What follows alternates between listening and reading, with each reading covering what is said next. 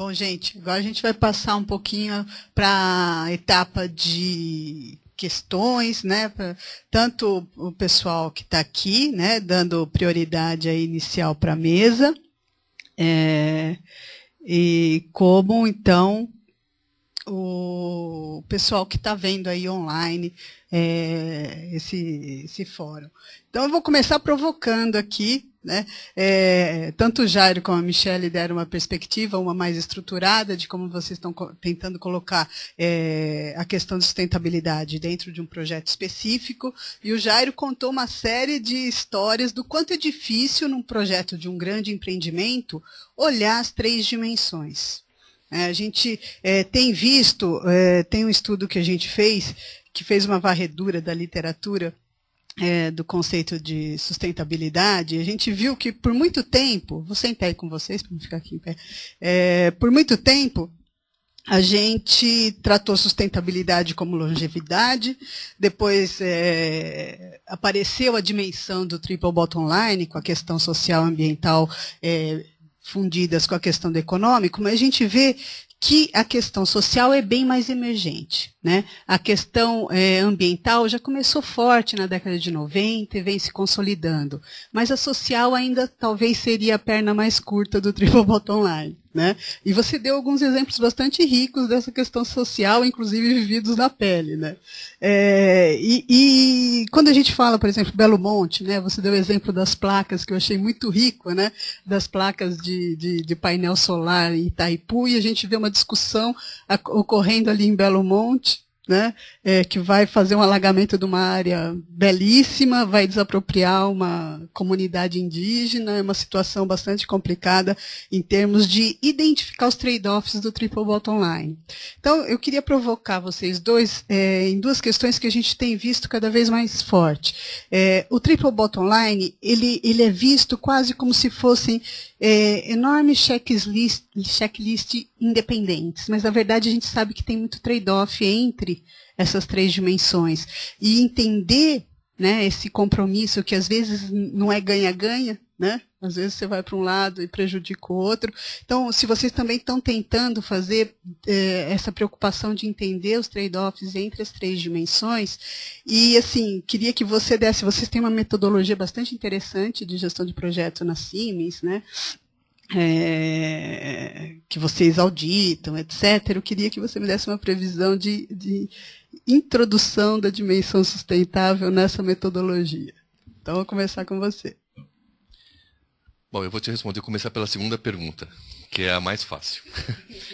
Bom, realmente a Siemens ela tem uma metodologia de projetos que começou basicamente no comecinho do ano 2000, que é chamado PM at Siemens, ou PM@Siemens, né? E a gente tem um guia, né? Da mesma forma que tem o PMBOK, o Prince, a gente tem o nosso próprio guia de gestão de projetos. Nós já estamos na versão 5 desse guia. E eu tive a oportunidade na semana passada de participar da reunião mundial do grupo de PMOs da Siemens, e a gente decidiu que está na hora de fazer um novo guia. A gente precisa fazer uma atualização do nosso guia. E vamos fazer isso em 2 etapas. Uma primeira etapa são para aqueles itens mais importantes, aquelas questões que não podem deixar de ser analisadas no contexto que a gente tem hoje. Para essa versão, vai ser uma versão que a gente deve estar lançando no próximo ano, 2012. E uma versão, que é a versão, vamos dizer, mais completa, para daqui a 2 ou 3 anos. Talvez 2014, aí, junto com a Copa do Mundo. Na questão sustentável, hoje, por exemplo, quando a gente fala de Environmental Health and Safety, no nosso guia hoje, é simplesmente uma menção, dizendo, olha, gerente de projeto, você tem que seguir os procedimentos de Environmental Health and Safety. Isso ainda está muito na ideia do gerente de projeto. Significa que eu tenho que ter um técnico de segurança do trabalho. Tá? Então, quando você fala isso, técnico de segurança... Sim, tem que ter um técnico de segurança do trabalho? Tem. Isso já é um grande avanço. Mas você tem que ter um pouquinho mais. Tá? Então, para o nosso próximo guia do ano que vem, a gente já vai ter um capítulo específico sobre Environmental Health and Safety. Sustentabilidade, a gente considerou que a gente precisa de um pouquinho mais de tempo para amadurecer, porque esse é um guia que ele vai servir não só para Siemens do Brasil, mas para Siemens do mundo. Tá? Então, se um gerente de projeto aqui do Brasil for fazer um projeto lá na China, tá? Ou vice-versa, eles vão falar exatamente a mesma linguagem. Tá? Os princípios são os mesmos, com a adoção local. Então, essa é a segunda resposta. Com relação ao trade-off entre as três áreas, de fato existe. Né? De fato existe. Isso também foi uma das questões que a doutora Martina Human comentou conosco, que não dá para você simplesmente pensar no ecológico se você não tiver o econômico. Tá? Você tem que ganhar dinheiro. O objetivo da empresa é remunerar os seus acionistas. Então, você pode fazer uma coisa linda e maravilhosa e depois no final do ano quebrar? Não adiantou nada. Tá? Você tem que ter uma recompensa financeira por aquele projeto que você está tendo. Então, o que a gente percebe também é que cada vez mais os nossos próprios clientes eles estão requisitando esse tipo de controle. Então não é uma coisa só que a gente faz na Siemens porque a gente é legal, né? Mas também os nossos clientes estão solicitando. Num grau ainda muito pequeno. A gente tem até o nosso hoje líder do PMO, que foi a pessoa que montou o PMO aqui no Brasil, que é o Erwin Vaitlana. Ele menciona o seguinte, que há 20 anos atrás, a gente quase não falava de qualidade.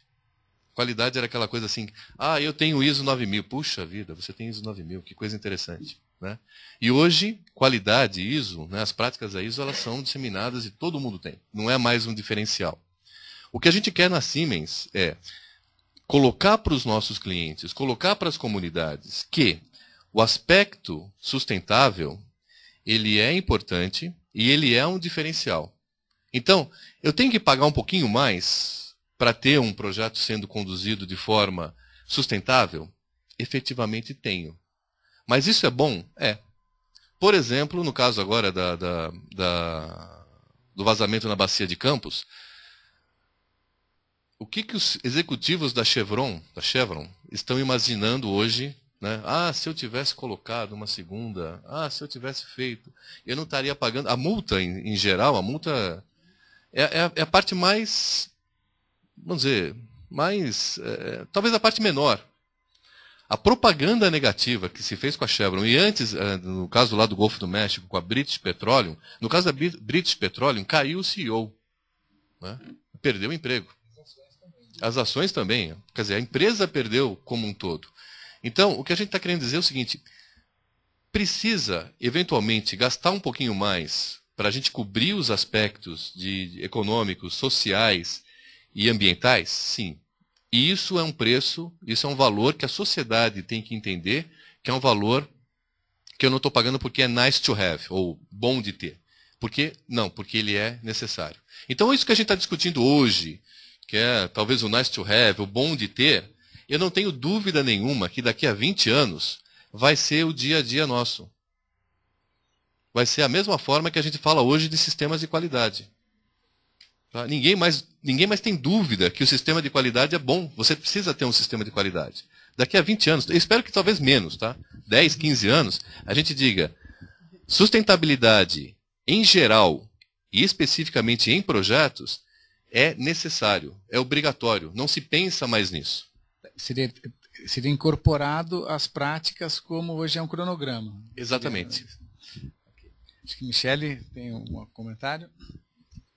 É interessante essa questão do triple bottom line, porque é um tripé, né? E o tripé não pode ser manco, realmente, né? Então é complicada essa questão que a organização ainda ela é muito forte na questão econômica, né? Ela tem um pé um pouquinho maior em relação à questão ecológica, ambiental. A gente fala ecológica, é interessante que a Martina utilizou muito o ecológico, por quê? Porque a questão do ambiental, ela envolve muito mais do que a parte natural. Envolve o ambiente e acaba envolvendo um pouco o social também. Então, eu achei interessante essa questão do econômico, ecológico e social. E é interessante que realmente tem um tripé.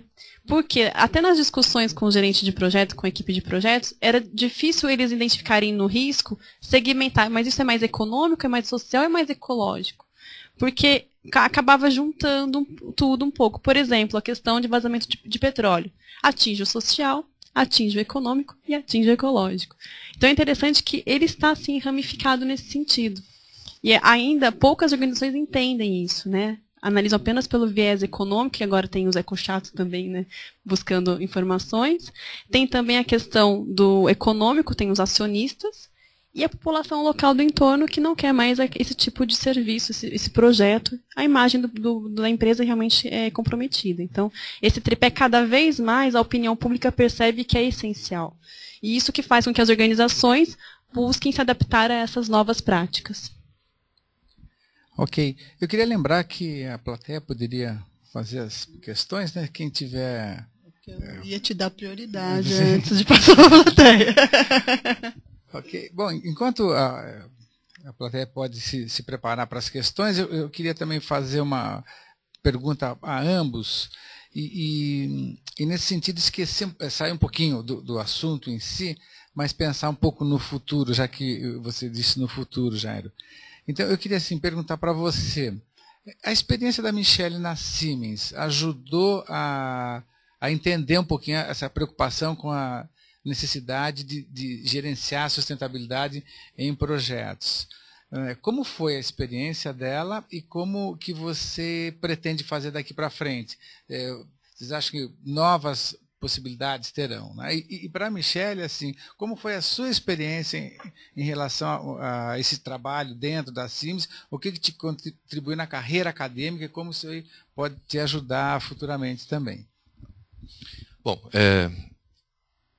a Siemens ela tem um escritório de sustentabilidade, né? Então, que verifica questões de produto, questões de processo, o nosso próprio, os nossos prédios, as nossas fábricas, né? A questão ambiental, a questão ecológica nessas localidades. Inclusive, de novo, não quero fazer propaganda, mas, né, acho que os feitos a gente tem que dizer.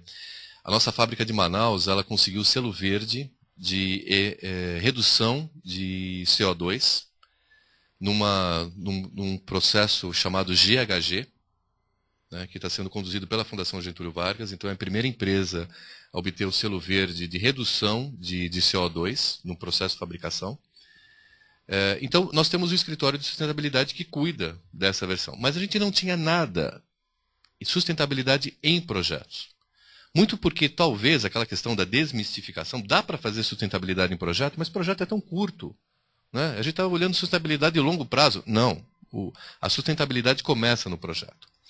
Então, a Michele estando lá, ela conseguiu trazer, né, essa visão de que sim, é possível, existem pesquisas, existem práticas, existem metodologias que atuam em gestão de sustentável em projetos. Tá? A própria vinda da Martina Humann e a Cláudia Weniger, que são duas, a doutora Martina é conhecida, né, bastante do mundo acadêmico, né? Vários livros. A Cláudia é a doutoranda. Então, nós atuamos de uma forma, vamos trazer da academia o que está sendo trabalhado da melhor maneira para ver o que a gente consegue aplicar no nosso pequeno mundo aqui. Tá? Bom, daqui para frente. O tema não pode morrer, ele tem que continuar. Acho que várias das coisas que a gente aprendeu durante a avaliação que a gente fez junto nesse workshop vão continuar. Principalmente, aquilo que a Michele comentou, uma ação maior, um trabalho maior na avaliação dos stakeholders, porque eu acho que é aí que começa, né? Quando a gente pega... aliás, foi até um exercício interessante, né?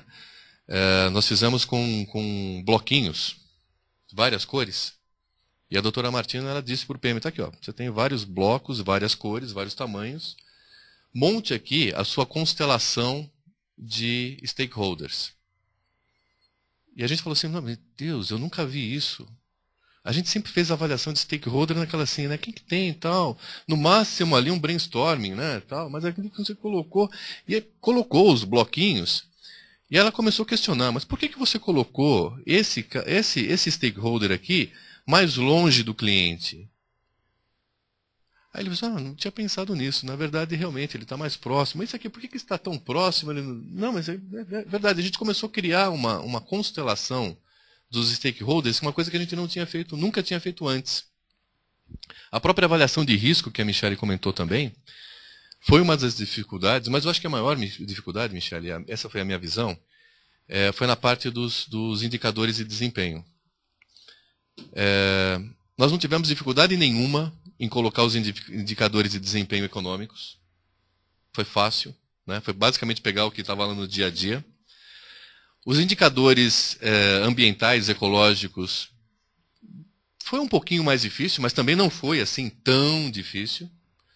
Agora, quando a gente colocou os indicadores sociais, esse a gente não conseguia imaginar assim, como a gente consegue medir indicadores sociais dentro de um projeto. E esse foi para mim o gap, a gente até comentou isso também com as pesquisadoras de Viena, que foi o gap que eu achei que, né, talvez pensando aqui do meu lado mais prático, né, eu gostaria de ter alguma coisa assim, olha, use isso aqui, que isso aqui é o best in class. E não tem best in class. Tá? Não tem. Nós vamos ter que desenvolver indicadores sociais, principalmente indicadores sociais. Tá? Eu acho que dos três, do triple constraint que a gente tem, os indicadores sociais são os mais difíceis de serem avaliados. Tá? Porque, por exemplo, a gente vai colocar esse projeto de um parque eólico numa comunidade próximo de uma praia, no litoral. Talvez a gente tenha que fazer um trabalho talvez até antropológico, eu não sei, né? De verificar como a gente entrou naquela comunidade e depois como a gente saiu daquela comunidade, que é uma coisa que a gente ainda não tem. Eu citei para vocês o caso do projeto lá de 4 casamentos e 2 divórcios, né? De fato, a gente mexeu um pouquinho com a cultura daquela cidade onde a gente esteve, mas não é tão fácil mensurar. Quer dizer, a própria dificuldade de você incorporar as questões de sustentabilidade na gestão de projetos. E não só nas boas práticas, como também lá em cima, na questão estratégica em projetos. Acho que essa é uma dificuldade que encontramos quando começamos a delinear pesquisas sobre os indicadores de sustentabilidade em projetos. Em sustentabilidade, a gente verificou que não só no ambiente de projeto, a questão social, teve um representante da área de embalagens da Natura no nosso seminário de indicadores de desempenho, e ele comentou exatamente com relação à dimensão social também a dificuldade de criar métricas. Né? A gente conseguiu já evoluir muito, né? Tem até uma dificuldade de triar métricas ambientais, porque existe referência de análise de ciclo de vida, existem referências de modelos tipo GRI, modelos do Dow Jones, de Bolsa de Valor, etc. Já tem bastante repertório de indicadores, né? E até uma dificuldade de já criar uma linguagem unificada. Agora, para social, a carência é muito grande, e é uma dimensão que os trade-offs estão um pouco entendidos, né? Então eu acho que esse seria talvez a dimensão que a gente tem mais dificuldade, não só no contexto de projeto, mas no contexto geral. Agora, por outro lado, eu queria colocar, antes da Michele falar, e ela também já colocar alguma coisa, a Siemens, que é uma empresa líder nessa questão de gestão de projetos, né, está muito identificada com a evolução da disciplina nas 2 últimas décadas, vai incorporar na sua metodologia mais efetivamente nas próximas versões. Né? E a gente está fazendo um survey de incorporação de práticas de gestão de projeto, e o nível de incorporação é muito baixo, né? Se a gente não tem processos, pensando em gestão de sustentabilidade, se a gente sequer tem domínio de algumas práticas já como análise de ciclo de vida, análise de impacto, etc., que já estão bem difundidas, mas não estão incorporadas no dia a dia, por exemplo, numa gestão de escopo, numa seleção de alternativas tecnológicas de um projeto, a gente fala do impacto do projeto é pequeno porque ele é temporalmente restrito, mas as escolhas feitas durante o projeto vão impactar, né? Então, quem escolhe, né, muitas vezes, tecnologias, processos, é a equipe que está lá. Então, a gente vê, às vezes, por exemplo, eu licitei um processo, só que aquela compra vai acontecer daí a 2 anos. Daí a 2 anos eu tenho um equipamento que já está no procurement, que é muito mais moderno, mas aí eu tenho que mudar aquela especificação, tenho que fazer uma nova ordem. Em processos do tipo EPC, isso gera um conflito. E acaba se comprando, às vezes, um produto que já está especificado, de um terceiro já acordado, numa especificação obsoleta. Por quê? Porque ela foi feita 2 anos antes num projeto de grande porte. Para quê? Para não comprometer gestão de aquisição, gestão de prazos, conflito com parceiros. Então, a gente vê que muitas escolhas que são feitas no dia a dia de gestão de projeto, elas têm um impacto por décadas. Por quê? Porque elas são feitas olhando, às vezes, compromissos, né, os trade-offs de prazo e custo e desempenho, que é como o gerente é avaliado, e não olha o impacto daquilo no horizonte mais longo. Então, essa carência de práticas deixa a gente até meio assustado, né? Porque tudo que se decide em grandes empreendimentos vai impactar a vida de muita gente, né? Então, eu queria que vocês colocassem um pouquinho aí do quanto vocês acham que esse trabalho está despertando para essas questões, né? Bom, então, primeiramente, eu queria falar sobre a questão do quanto que a Siemens, né, foi importante também nesse processo, né, em relação não só à abertura das informações, mas também ao aprendizado, porque nós tivemos lá realmente a cultura já incorporada da gestão de projetos, a maturidade em relação aos processos, a importância de ter padrões, e também em relação também faz 1 ano que tem esse cluster de sustentabilidade na organização, então a organização respira esses princípios, em todos os jornais o foco é sempre a questão sustentável, eles estão com esse empenho, porque eles percebem que realmente é a questão do futuro. Então, esse aprendizado foi realmente muito importante e justifica-se realmente a questão do mestrado profissional. Então, realmente não mestrado acadêmico. Eu tenho viés acadêmico, mas é aplicado na prática. Então, isso foi essencial realmente. Deve continuar essas parcerias, isso é importante, acredito, para os 2 lados, profissional quanto acadêmico. E a questão também dessa visão que a professora Marli disse, nós discutimos em relação à questão da visão holística. Isso que é interessante. Muitas vezes o engenheiro tem aquela visão do que ele tem que cumprir, né? A sua meta, o tempo, o custo, a qualidade, e pensa na questão dos suprimentos e não pensa nessa visão holística, o que isso pode ser afetado naquele período, como que vai ser esse fornecimento. Então, isso é interessante que dentro desse workshop, o que foi feito? Além de ter a equipe do projeto, estiveram juntos discutindo outros gerentes de projetos de outras áreas, porque eles identificavam situações que não aconteciam na área de energia, mas acontecia na área de indústria, aconteciam na área de saúde, e agora com o novo setor de infraestrutura e cidades também, então tem um leque de oportunidades, então pode-se fazer um benchmark dentro da organização com os demais gerentes de projetos. Então isso é bem interessante. Então essa visão holística, não se fechar apenas à equipe de projetos, mas ter outros envolvidos no processo para conseguir desenvolver e identificar melhor essas questões de riscos e oportunidades. Então isso foi interessante nesse sentido. Eu acredito que um grande legado que vai se ficar é justamente essa questão. Muitos PMs gostaram dessa intervenção. Isso foi interessante. Se perde, vamos dizer assim, 1 semana, mas se ganha quanto tempo de experiência, se ganha tanto tempo de gerar menos riscos no projeto. Então, isso foi bem interessante. Só um comentário, né? Você mencionou índices de sustentabilidade, e efetivamente existe um índice no Dow Jones, né, de sustentabilidade, e a Siemens é a empresa que tem maior pontuação nesse índice. Tá? Então, significa que a gente está fazendo alguma coisa certa. Um ponto que eu queria também comentar é que cada vez mais as empresas elas enxergam os gerentes de projeto não simplesmente pelo viés do realizador, tá? A pessoa que fez, mas também pelo que ele causou. Então, dando um exemplo simples, não adianta você construir a estrada e destruir a floresta. Você tem que construir a estrada, esse é o teu objetivo, é o que está lá no seu Project Charter, você tem que construir a estrada, mas você tem que preservar a floresta. Então, um pouquinho daquela coisa do PM herói, é uma coisa que a gente está tentando combater. Tá? Esse é o termo, combater.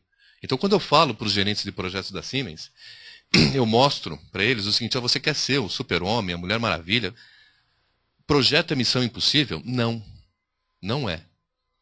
Tá? Aliás, nós não queremos PMs heróis. Porque o PM herói é aquele que não segue os procedimentos. É aquele que não segue os padrões. Ah, mas você é aquele cara chato que quer que ele siga... Eu quero que ele tenha disciplina junto com criatividade. E eu acho que disciplina e criatividade elas não são mutuamente exclusivas, elas são complementares.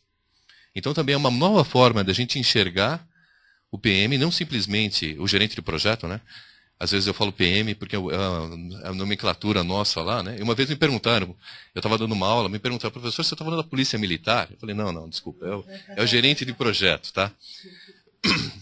Então a gente procura ver também uma forma de premiar, uma forma de dar visibilidade para aquele gerente de projeto que não é o herói.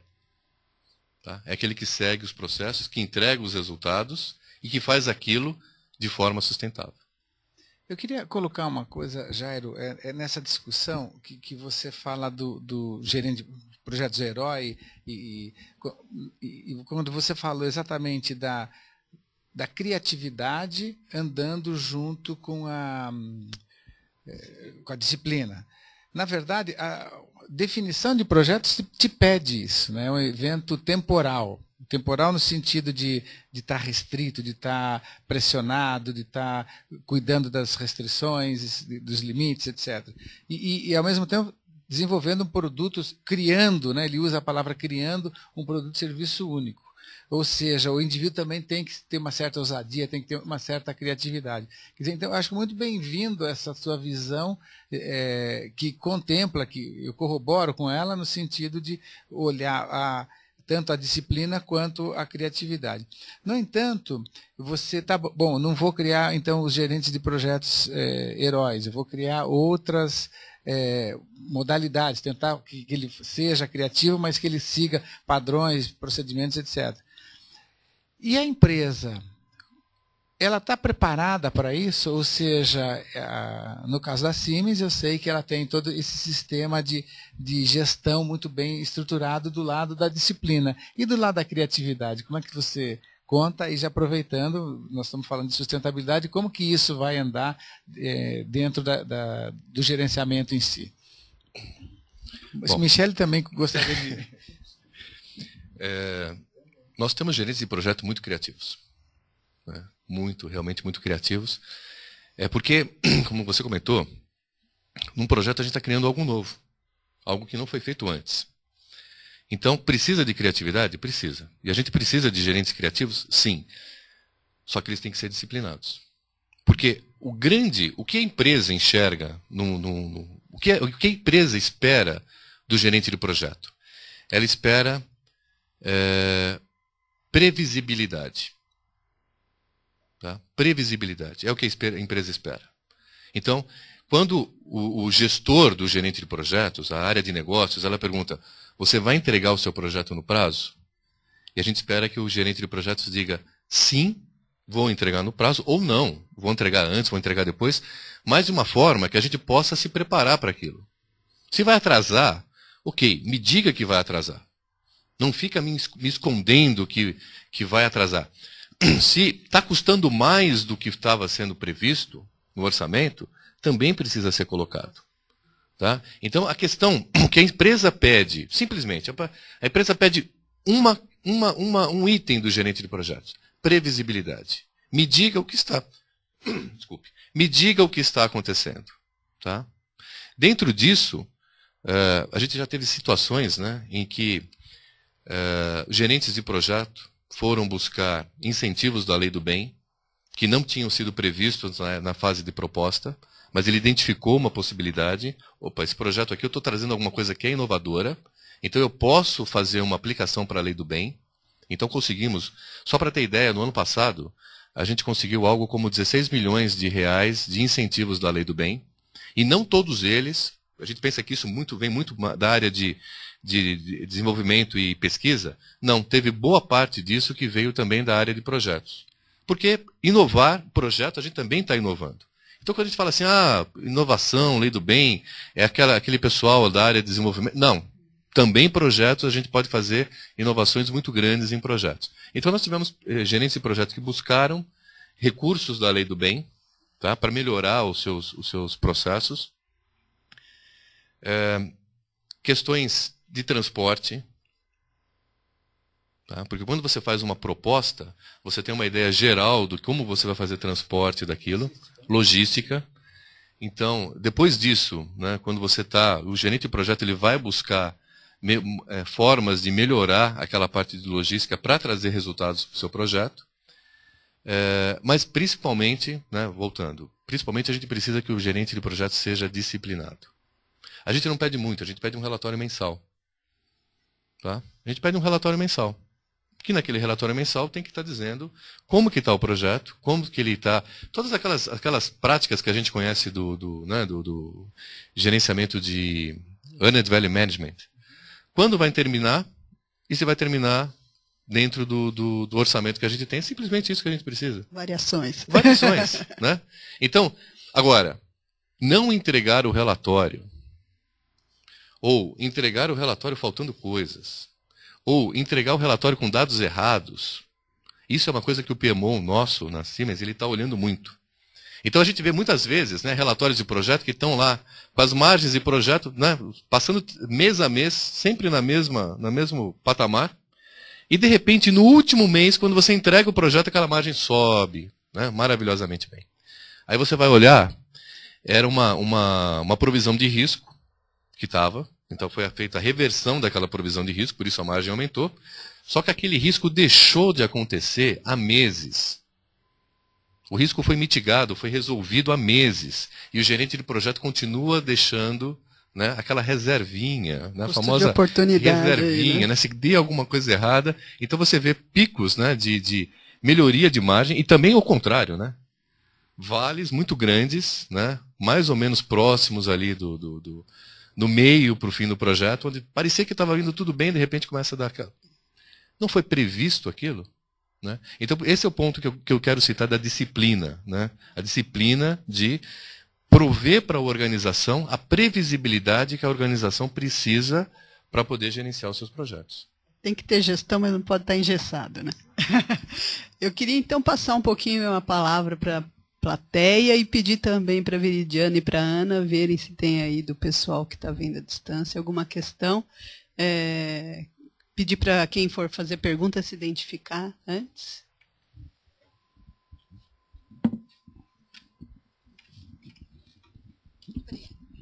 Bom, boa tarde, meu nome é Kaan, também sou aluna do mestrado profissional em gestão de projetos, né, uma turma, entrei esse ano, né, um ano depois da Michele.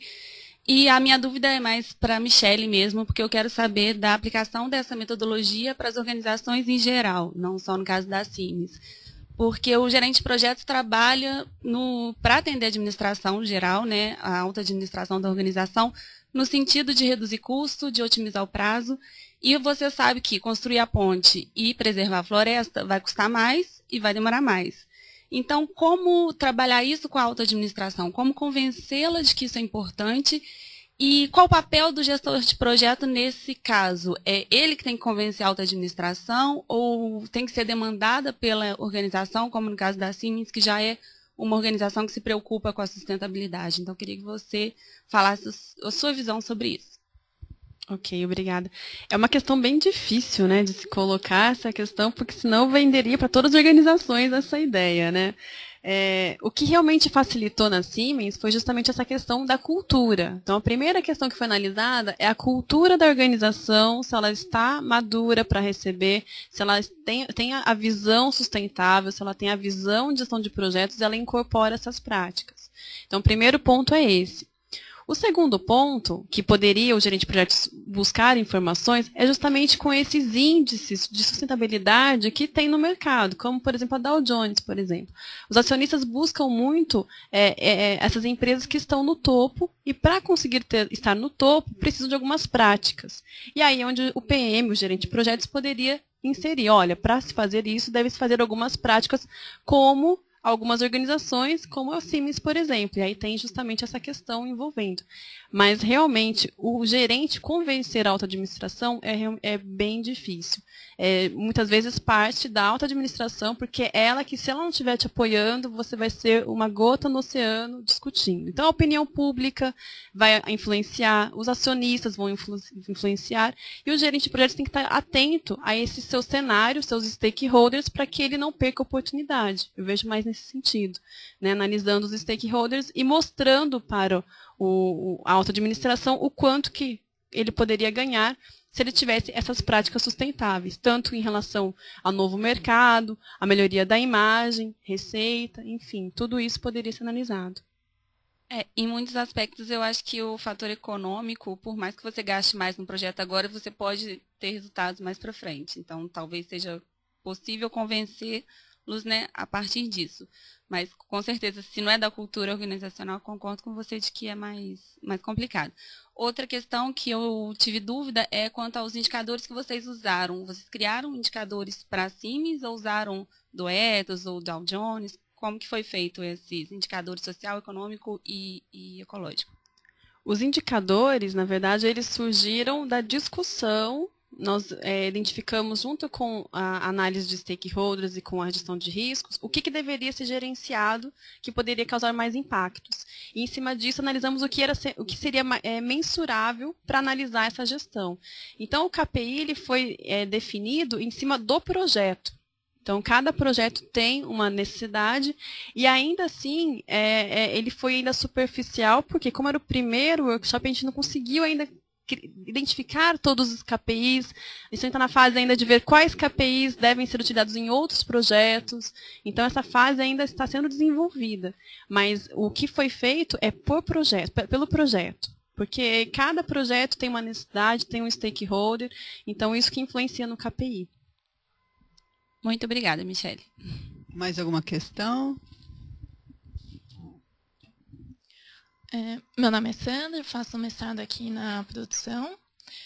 Eu queria saber, a cultura de sustentabilidade na Siemens está disseminada na Siemens como um todo, né? Mas como que a Siemens, se tem alguma diferença da Siemens no Brasil, a gente sabe que na Alemanha isso é bem forte, então deve estar bastante desenvolvido lá. Como que isso está... as diferenças disso do Brasil para o resto do mundo, porque tem empresas que estão falando, a Monsanto, por exemplo, está falando que a gestão de sustentabilidade aqui do Brasil está sendo visto como um benchmark para a Monsanto dos Estados Unidos e da Europa, mas, ao mesmo tempo, essa discussão de sustentabilidade ela também tem muito a ver com o contexto as necessidades locais, né? O Brasil é um país totalmente diferente da Alemanha, que é um país totalmente diferente. Cada um tem as suas peculiaridades. Então, como que a Siemens tem tratado essas diferenças, essas ações de sustentabilidade? Bom, Sandra, primeiro que acho que isso que a Michele comentou da cultura. A cultura de sustentabilidade ela vem do topo, né? Então, o nosso conselho, o nosso CEO é a pessoa que definiu, né, que nós vamos buscar um portfólio cada vez mais sustentável e nós vamos nos pautar pelas ações sustentáveis também. Então, vamos dizer assim, a orientação, a estratégia, ela é global. A forma como você aplica, aí você tem que fazer a aplicação de uma forma local. Porque, como você falou, as características são diferenciadas. Então, eu estava citando o caso da energia nuclear. Aqui no Brasil, a energia nuclear ela é muito pequena. Tá? Nós temos aí 2 usinas, né? Aliás, uma delas foi fornecida pela Siemens lá na década de 70. Então ele não é um ponto assim importante na nossa matriz energética. Porém, a gente tem outros desafios, que nem a gente estava falando de Belo Monte. Eu acho que Belo Monte é uma decisão seguinte. O que a gente precisa ter? A gente precisa ter energia? A primeira pergunta que nós temos que ter é o seguinte. Nós queremos ter energia? Sim ou não? Sim. Quais são as opções que a gente tem hoje? Mesmo os parques eólicos, a energia eólica, ele ainda é uma energia, não está totalmente madura. Tanto que, se você pegar o valor do quilowatt-hora da energia eólica, ele é muito maior do que da energia hidráulica, hidroelétrica. Tá? Então, nós estamos dispostos, no nosso país, a investir pesadamente, pagar o subsídio que é necessário para você ter parques eólicos maiores. Tá? A mesma coisa, a energia solar também não está totalmente desenvolvido. É uma energia ainda em maturação. Então, se você for pensar para grandes necessidades, a gente tem as termoelétricas, as hidrelétricas e nuclear. Tá? Nuclear, nós queremos ter mais energia nuclear? Não sei. Eu, pessoalmente, depois que eu vi no Japão... Aliás, até um tempo atrás, né, antes do acidente no Japão, as pessoas dizem assim, olha, energia nuclear ela é verde. Né? Ela também é verde. Porque os rejeitos, né, que são gerados, hoje já existe uma tecnologia que trata esses rejeitos e tal. Depois do acidente de Fukushima acabou, né? Tá? A gente viu o que acontece. E se fosse, a gente falasse assim, né? Se fosse no Azerbaijão, né? Você fala, no Azerbaijão, foi lá. Não, foi no Japão. Certo? No Japão. Então, né? Então a gente tem 2 opções. Hidrelétrica ou térmica. Qual das 2 você prefere?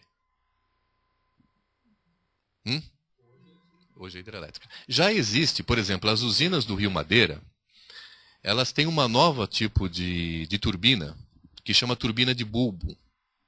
Tá? Então ela não exige um grande lago, uma grande diferença de altura, para que você consiga acionar as pás da turbina, mas ela é acionada, por exemplo, pela correnteza do rio. É como se aquela turbina ela ficasse pousada no leito do rio, e a água, quando fosse passando pela correnteza, ela vai movendo aquela turbina.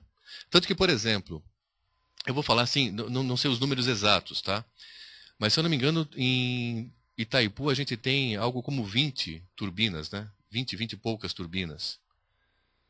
Algum número assim. Talvez 30. No Rio Madeira a gente vai ter mais de 50 turbinas. Por quê? Porque, efetivamente, o rendimento, entre aspas, não é igual Itaipu, quando você tem um lago enorme, uma diferença de altura, aquilo aciona a turbina muito mais rapidamente. Você tem no Rio Madeira mais de 50 turbinas, por quê? Porque você usa a vazão do rio, a correnteza do rio. Então existem mesmo, a gente não pode também demonizar, né, a hidrelétrica, porque exige um lago muito grande. Talvez hoje, né, talvez, eu não sei, estou falando em tese, estou falando não como Siemens agora. Talvez hoje a gente não fizesse mais uma usina como Itaipu. Tá? A gente teria uma outra solução, uma solução mais ecológica, vamos dizer assim, sem necessitar de um grande lago para Itaipu. Menos impacto. Tá? Mas, mesmo soluções desse tipo... Agora, qual é o grande desafio das usinas do Rio Madeira? É você conseguir controlar todas aquelas 50 turbinas trabalhando em conjunto. Tá? Porque se você, por exemplo, resolver fechar uma turbina, tá? Você pode alagar... eu não sei agora se é jusante ou montante, eu não sou muito bom em geografia, mas você pode alagar, realmente, aí sim criar um lago, alagar áreas que estão lá na frente. Tá? Então hoje, o grande desafio das usinas do Rio Madeira é o controle efetivo de todo esse conjunto de turbinas para que Quando uma turbina estiver em manutenção, você tem garantido que outras estão conseguindo fluir a quantidade de água, abrir o vazor, né? Vazante, né? Vertedouro. Abrir o vertedouro de forma correta. Esse é o grande desafio. Mas não sei se eu respondi a tua pergunta. A Siemens, ela tem uma ação que é do topo, tá? A gente tem, aliás, o objetivo de ser empresa. Existe uma pesquisa da revista The Economist que diz quais são as empresas mais verdes, né? Esse ano a gente ficou em terceiro lugar. A gente perdeu para a Toyota e para uma outra empresa que eu não me lembro agora. Nós ficamos em terceiro lugar. E o objetivo da Siemens é ser considerada a empresa mais verde dentro da sua área. Tá? Bom, gente, não sei se você quer completar. Eu ia fazer uma outra pergunta. Aqui. Bom, o que a Michelle também estava falando é que os indicadores estão sendo ainda criados, né? Cada projeto vai ter os seus indicadores, que a gente também aqui já estava falando que os sociais são os mais difíceis de definir e tal, mas que vão acompanhar o projeto, né? Imagino desde que do nascimento dele, se ele vai ser aprovado ou não no portfólio, se ele vai escolher esse projeto ou esse projeto. Então, esses indicadores ajudam a acompanhar o projeto como um todo. Mas como que você compara se esse indicador, a gente não tem histórico ainda do que está acontecendo com os projetos ou com os impactos ambientais ou, enfim, os sociais que já são mais difíceis ainda de serem tratados. Como que a gente avalia se, bom, beleza, esse projeto, ele dá retorno financeiro, quer dizer que ele tem ROI positivo, ele impacta, sei lá, 10 milhões de pessoas, 5 milhões de pessoas, isso é bom, isso é ruim? Como que avalia, uma vez você tem, já é um desafio ter um indicador, uma vez você tem um indicador, o que você faz com ele? Como que você mede se ele é bom ou se é ruim do projeto? Porque você vai comparar projetos diferentes, com tipos de impactos diferentes, que aí, de repente, um indicador para um é bom, o outro é ruim. Ô, gente, como a gente está avançado na hora, vamos terminar essa pergunta e as demais eu vou recolher e aí a gente manda uma resposta por e-mail, né, para não estourar muito tempo. A gente tem a transmissão, então a gente tem um período aí negociado para a transmissão. Quem gostaria de responder a pergunta, Michelle? Bom, pensando naquela questão que eu informei, que a sustentabilidade ela está na questão estratégica, operacional e metodológica, a operacional é mais simples, né? Quando a gente tem um indicador em relação à quantidade de água consumida num produto, a gente pode diminuir conforme você no ano que vem, no terceiro ano, enfim, você tem essa medição. Realmente no projeto é mais difícil ter essa medição porque cada projeto é único. O que a gente analisou nesse sentido seria em relação a indicadores, se há utilização, por exemplo, de fornecedores que têm já um método sustentável no seu processo, em relação aos parceiros, em relação a todos os cumprimentos do que é legal, do que é organização, do que é o regimento público, local, estadual e federal condiz, e além disso criar novos elementos para tornar aquele local também esse projeto mais sustentável. Então envolve não só a questão do que é obrigatório, mas também o algo a mais. E mostrar isso como vantagem competitiva não só para o seu cliente, para o seu consumidor final, mas também mostrar isso como uma forma sustentável para o planeta, em relação ao local onde será a população local onde estará inserido esse projeto, enfim. Então, inicialmente, o que a gente observou é que esses KPIs não tem como a gente realmente monitorá-los devido a diversidade que existe na Siemens de projetos. Em cada local que você tem um projeto Siemens, pode ser o mesmo produto, mas tem condições diferenciadas, ou seja, um novo projeto. Mas dá sim para a gente analisar nesses pontos, a questão do social, em relação ao que a gente estava falando dos filhos do vento. Então, no próximo projeto não tem nenhum filho do vento. Foi feito um trabalho, né? Então, a gente trabalha com essas metas nesse sentido, mas não comparando, né, nesse sentido inicial. A gente vai trabalhar esses indicadores, verificar quais são indicadores que poderiam ter uma análise transversal em todos os projetos, e aí sim será um trabalho futuro. Quem sabe eu posso vir novamente trazer esses futuros trabalhos e com mais dados concretos para vocês. Bom, gente, então vou encerrar nosso primeiro fórum do LGP. Queria agradecer muito, então, a presença do Roque e da Michele aí pela academia, a presença do Jairo pelo setor empresarial. Convidar para vocês para o próximo, que vai ser dia 13 de março, também numa terça-feira, 12h30. E avisar que os vídeos ficam disponibilizados, então, no site do LGP. E quem tiver mais pergunta, que esse é o e-mail do LGP para perguntas e tudo mais, pode mandar e a gente encaminha, então, para os nossos palestrantes. E obrigada aí por participar do nosso primeiro fórum. Tchau.